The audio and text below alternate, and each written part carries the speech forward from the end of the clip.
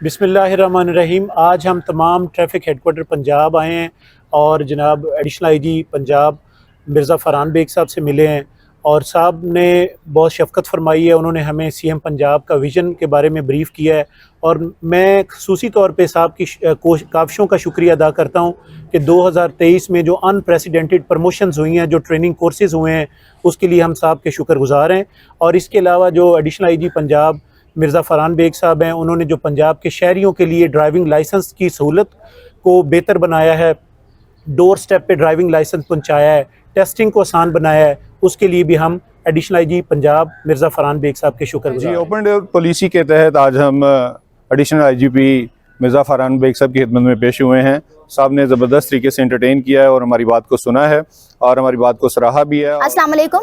आज हम traffic headquarter में एडिशनल आईजी ट्रैफिक साहब के पेश हुए थे।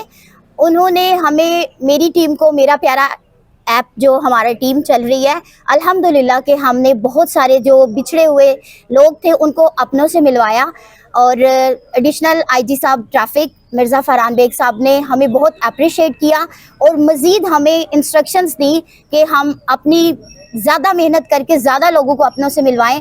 मैं तहे दिल से शुक्रिया अदा करती हूँ additional IG traffic Mirza Farhan Baig का। Thank you so much sir.